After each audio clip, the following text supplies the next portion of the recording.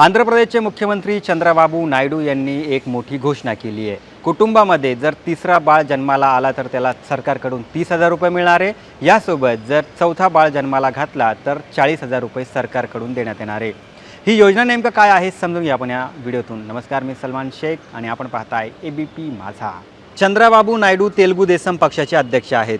दुसरं मूल जन्मास घातल्यास जोडप्याला 25,000 रुपये देण्याचा सरकारचा मानस असल्याचं मार्च 2025 मध्ये नायडू यांनी विधानसभेत म्हटलं होतं।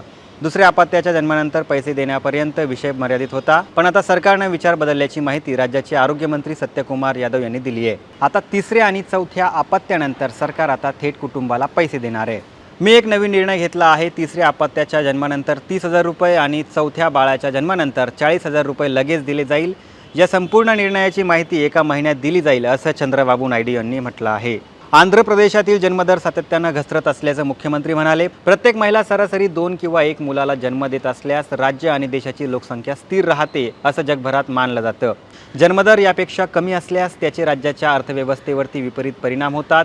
एकच मूल असावं असा विचार करणाऱ्या जोडप्यांची संख्या वाढली आहे। यामागे त्यांचा आर्थिक विचार आहे। पहिली मुलगी झाली तर काही जण दुसरं मूल जन्माला घालतात। या मानसिकतेमुळे लोकसंख्या वाढत नसल्याचं निरीक्षण नायडू यांनी नोंदवलं आहे।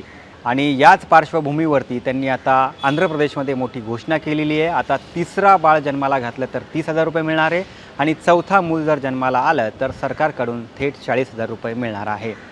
तर आंध्र प्रदेश सरकारचा हा निर्णय तुम्हाला कसा वाटला मला कमेंट करून नक्की कळवा आणि जास्तीत जास्त लोकांपर्यंत हा व्हिडिओ नक्की शेअर करा आणि पाहत रहा एबीपी माझा।